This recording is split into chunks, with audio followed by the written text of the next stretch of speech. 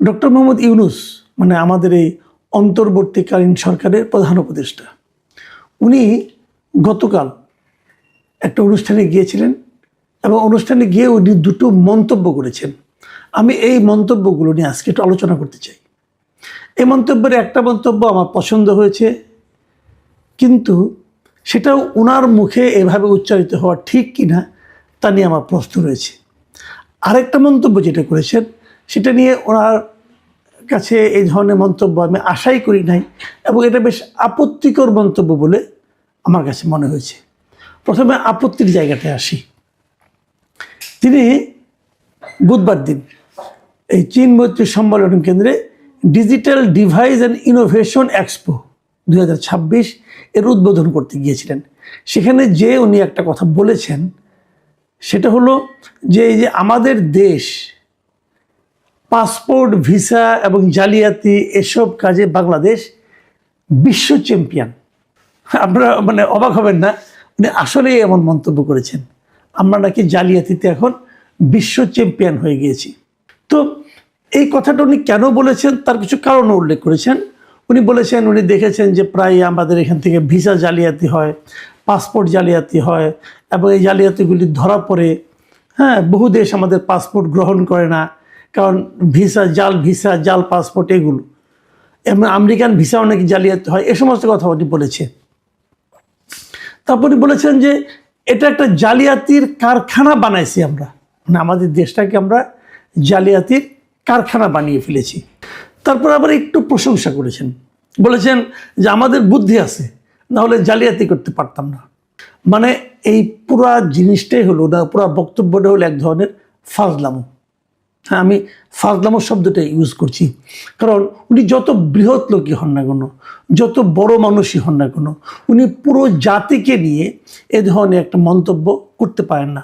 আপনারা বিশ্বাস করবেন কিনা আমি জানি না, এই নিউজটা আমি আসামের একটা টেলিভিশন, আসামের সেই টেলিভিশনের একটা নিউজে আমি এই নিউজটাও দেখেছি আজকে, এবং তারা কিন্তু বিস্ময়ের সঙ্গে বলেছে যে দেশের যিনি সরকার প্রধান তিনি বলছেন যে তারা নাকি জালিয়াতিতে চ্যাম্পিয়ন হয়ে গেছে।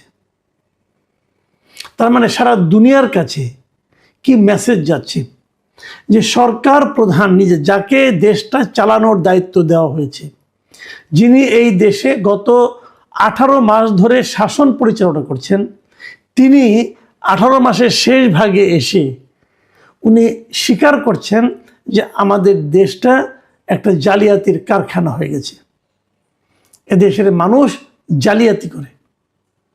মানে এর চেয়ে বড় অপমান এই জাতিকে এর আগে কখনো কেউ করেছে বলে আমার কাছে মনে হয় না। ডক্টর ইউনূস আমাদের সেটাও করলেন।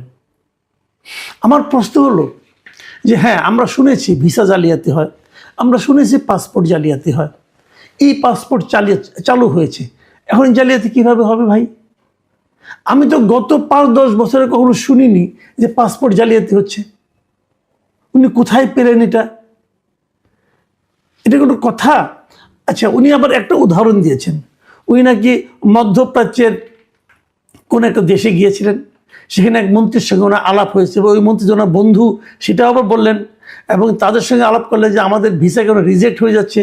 তখন উনি কিছু কাগজপত্র দেখালেন এবং দেখালেন যে একজন মহিলা ওখানে গিয়েছেন ডাক্তারের সার্টিফিকেট নিয়ে, এবং তাকে ওখানে গৃহকর্মীর কাজ দেওয়া হয়েছে, এবং ওনাকে ডাক্তারের সার্টিফিকেটটা ভুয়া, জাল। এখন আমি একটা প্রশ্ন আপনাকে করি ডক্টর ইউনূস, আপনি এই গল্পটা কি বিশ্বাসযোগ্য? আপনার এই গল্পটা, আমি এটাকে গল্প বলবো, এই গল্পটা কি বিশ্বাসযোগ্য? যদি কেউ গৃহকর্মীর কাজে যায়, সে ডাক্তারি সার্টিফিকেট নিয়ে যাবে কেন? সে নিজে ডাক্তার এটা বলবে কেন? যদি কেউ ডাক্তার হয়, সে গৃহকর্মী হিসাবে মধ্যপ্রাচ্যে কেন যাবে? প্রথমত এটা কথা। দ্বিতীয় কথা হলো, যদি কেউ ডাক্তারের সার্টিফিকেট নিয়ে মধ্যপ্রাচ্যে যায়, যে কোনো ডাক্তার না, যে কোনো সার্টিফিকেট নিয়ে আপনি বিদেশে যান না কেন, সেই সার্টিফিকেটটা কিন্তু আমাদের পররাষ্ট্র মন্ত্রণালয় কর্তৃক সত্যায়িত হতে হয়। পররাষ্ট্র মন্ত্রণালয় যারা সার্টিফিকেট দেন তাদের সঙ্গে যোগাযোগ করে দেখেন যে এই সার্টিফিকেট ঠিক আছে কি নেই, তারপরে ওনারা পাঠান। তাহলে পররাষ্ট্র মন্ত্রণালয়কে সার্টিফিকেটটা সত্যায়িত করার সময় দেখেনি, তাহলে দায়টা তো পররাষ্ট্র মন্ত্রণালয়ের, যিনি এটা অ্যাটাস্টেড করেছেন তার দায়। তো আপনি কোন জগতে আছেন আমি এটা বুঝি না। কেউ একজন বললো, আপনি বিশ্বাস করলেন, আর বিশ্বাস করে এসে আমাদের উপরে চাপিয়ে দিচ্ছেন যে আমাদের মেয়েরা ডাক্তারের হিসাবে, ডাক্তারের সার্টিফিকেট নিয়ে মধ্যপ্রাচ্যের যে গৃহকর্মীর কাজ করে। এটা আপনি কী করে বলেন? মানে আমার মাঝে মাঝে মনে হয় ওনার বয়স হয়েছে, তো বয়স হলে অনেক সময় এরকম কিন্তু হয়, মানে একটু বুদ্ধির আগোছালো হয়ে যায়। আমার কাছে ওনার তাই মনে হচ্ছে এখন, যে একটা জাতিকে আমরা জাতি হিসেবে এত খারাপ, সেটা আপনি প্রথম আবিষ্কার করলেন। ভাই, বাঙালি জাতি অত খারাপ না রে ভাই। বাঙালি জাতি ওই ডাক্তারের সার্টিফিকেট নকল করে, নকল ভুয়া জাল সার্টিফিকেট নিয়ে যে ওখানে গৃহকর্মী কাজ করে না ভাই।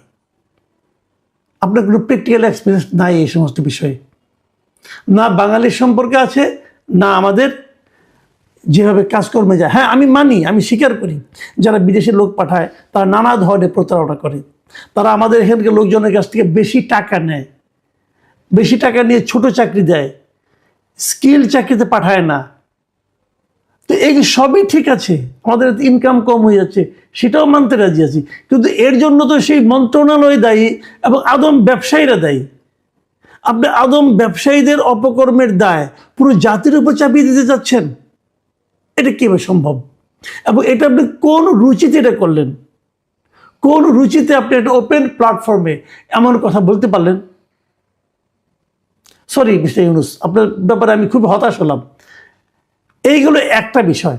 আরেকটা বিষয় আমি বলি একটুখানি, যে বিষয়টা নিয়ে আমি একটু পছন্দই করেছি ওনার কথাটা, কিন্তু পছন্দনীয় বাট প্র্যাকটিক্যাল না, সেটা একটু বলি। সেটা হলো, ওই অনুষ্ঠানে উনি বলেছেন যে সরকারি কর্মচারীদের 5 বছরের বেশি সরকারে থাকা ঠিক না। মানে যত আমলা আছেন অথবা ডেপুটি সেক্রেটারি আছেন, এদের কারোরই 5 বছরের বেশি রেখে থাকা ঠিক না। এটা কথাটা একদিক দিয়ে ভালো, আরেক দিক দিয়ে ছেলে মানুষই। ভালোটা কেন, সেটা উনি ভালো হওয়ার যে কারণ দেখিয়েছেন, সেটা হলো কি, যে তাদের, উনি বলছেন, ওনার কথাটা শুনেন আপনার, তাহলে বুঝবেন। উনি বলেছেন যে সরকারি কর্মচারীদের 5 বছরের বেশি সরকারে থাকা ঠিক না, কারণ তার মন একটা কাঠামোর মধ্যে ফিক্সড হয়ে গেছে, এর থেকে সে বেরোতে পারে না। নতুন লোক যারা বাইরে থেকে দেখছে তাদের নিয়ে আসতে হবে। এটা একদিকে ঠিক, হ্যাঁ, কাঠামোর মধ্যে তারা ফিক্সড হয়ে গেছে। সমস্যাটা কি, বাইরের থেকে লোক আনলে কি ভালো হয়ে যাবে? আপনাকেও তো আমরা বাইরের থেকে নিয়ে যা প্রধান উপদেষ্টা বানিয়েছিলাম। দেশটার কি হাল করেছেন ভাই? আপনি তো ফিক্স ছিলেন না, বাইরের থেকে নিয়ে যেয়ে বসাইছিলাম আপনাকে। আপনি দেশটার কি হাল করেছেন বলেন? আপনি অনেক এনেছেন বাইরের থেকে এনে, কি হাল করেছেন তারা দেশটাকে? কিছুই বুঝে না, ওখানে যে খাচ্ছে। এবং আপনি নিজেও ইন্টারভিউ বলেছেন যে আপনি এগুলি কিছু বুঝেন না, শেখার তো চেষ্টা নাই কোনো। আবার উনি একটা উদাহরণ দিয়ে বলেছেন, যেমন প্রযুক্তি মন্ত্রণালয়ে যদি এমন লোক আসে, প্রযুক্তি সম্পর্কে যার বোঝাপড়া হয়েছিল 30 বছর আগে, 30 বছরে তো সারা দুনিয়া পাল্টে যায়, সে তখন যা পেয়েছে সেটাই তার কাছে আছে, এটা তার দোষ নয়, সে এটা অনুভব করার সুযোগ পায় নাই। কাজেই যে অনুভব করছে সে যেন আসতে পারে। ভালো, এই কথাগুলো কিন্তু আমি খারাপ বলছি না, কিন্তু আপনি আমাকে বলেন, আমি যদি বলি উল্টোভাবে, একটু কুতর্কই করি, হ্যাঁ, কিছু মনে করেন না, একটু কুতর্ক করি। আপনি যেভাবে দেশ চালাচ্ছেন, আপনি যেভাবে ভাবছেন, আপনিও তো ভাবছেন আজকের থেকে 3 দশক, 4 দশক, 5 দশক আগের কথা। আপনিও তো একজন বয়স্ক লোক, আপনি সবাই, অন্য কেউ পায় না করতে, আপনি পারেন খেলে একা? এটা কি হয় ভাই? আপনি তো আপনি বলতেছেন যে 5 বছর বেশি থাকা ঠিক না। আপনি তো গ্রামীণ ব্যাংকের এমডিগিরি ছাড়তেই চান নাই, আপনাকে জোর করে ধাক্কে এখান থেকে নামানো হয়েছে। তাহলে কেমন হইল? যে জিনিসটা অন্যদের জন্য প্রযোজ্য সেটা তো আপনার জন্য প্রযোজ্য হবে, নিয়ম তো সবার জন্য প্রযোজ্য। তা তো আপনি করেননি, আপনি তো ছাড়তে চান না। তবে আপনি বলতে যাচ্ছেন যে আপনি ছাড়া আর সবার জন্য এটা প্রযোজ্য। এটা তো হলো না ভাই, এটাই তো স্বৈরাচারী আচরণ, তাই না? আসলে আধুনিক হতে হবে। বরঞ্চ আপনি এভাবে বলতে পারতেন, নিত্য নতুন জ্ঞান আসছে, নিত্য নতুন প্রযুক্তির উন্নতি হচ্ছে, তার সঙ্গে সবাইকে খাপ খাওয়াইতে হবে। যে খাপ খাওয়াইতে না পারবে সে ছিটকে পড়বে। প্রতি বছর তাদের একটা পরীক্ষা হবে, সেই পরীক্ষায় যারা টিকতে পারবে তারা টিকে থাকবে। এখন আপনি 5 বছর পর পর করবেন, 5 বছর পর পর আপনি সচিব পাবেন কই? ধরেন সচিবটা তো হতে গেলে 15-20 বছরে ধীরে ধীরে ধীরে ধীরে কাজ শিখতে শিখতে যায় সে সচিব হয়। আপনি যদি 5 বছর পর সচিব চেঞ্জ করতে চান, পাবেন কই আপনি সচিব? আপনি বলেন না আমি জয়েন্ট সেক্রেটারি থেকে নেব, তা জয়েন্ট সেক্রেটারি তো 5 বছরের বেশি সময় ধরে আছে। তার আগে ডেপুটি সেক্রেটারি সেও তো 10 বছর ধরে আছে। তাহলে তো সেই ফর্মেটে আপনি পড়ে গেলেন। শুনেন, অনেক কিছু ইউটোপীয় চিন্তা ভাবনার মধ্যে অনেক কিছু সম্ভব। এগুলি বলে না, এগুলি হলো চটকদার কথা। চটকদার কথা বলে মানুষকে মুগ্ধ করা যায় সাময়িক সময়ের জন্য, লম্বা সময়ের জন্য যায় না।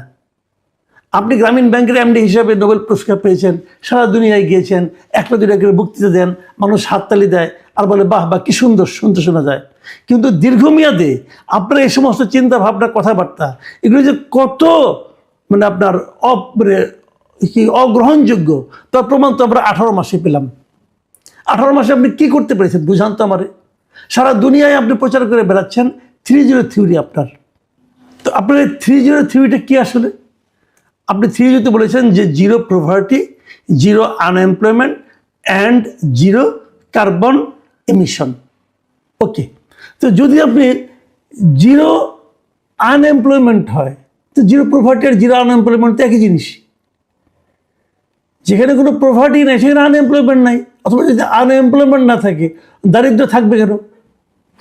আপনি এই যে একটা ফরম্যাট নিয়ে সারা দুনিয়াকে দেখাচ্ছেন, শোনাচ্ছেন এবং চমক সৃষ্টি করতেছেন, এবং আপনি সারা দুনিয়াতে বলতেছেন তো আপনি এটা করেন। তো আপনি তো 1.5 বছর একটা রাষ্ট্র ক্ষমতায় ছিলেন, আপনি এটা আপনার রাষ্ট্রে কতটুকু প্রয়োগ করার চেষ্টা করছেন? এই 3-0 কোন 0টা আপনি আপনার দেশে ইমপ্লিমেন্ট করার চেষ্টা করেছেন বলেন? আপনি কি পভার্টি 0তে আনতে পারছেন? 1.5 বছর আনার জন্য কোনো একটা স্টেপ নিয়েছেন, কোনো একটা প্রজেক্ট হাতে নিয়েছেন? আপনি কি 0 আনএমপ্লয়মেন্ট করার চেষ্টা করেছেন? বরং আপনার সবাই আনএমপ্লয়মেন্ট বেড়েছে।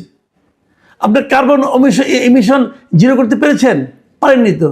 ভাই, এই চটকদার কথা বলা এক জিনিস আর কাজ করা আরেক জিনিস। আপনি যে আসলে বেসিক্যালি কতটা ফাঁপানো বেলুন, এটাই জাতি এরই মধ্যে আমার ধারণা টের পেয়ে গেছে। যাতে এখন আল্লাহর কাছে প্রার্থনা করছে যে আপনি কবে যাবেন, আপনি যান এবং আমাদেরকে রক্ষা করুন।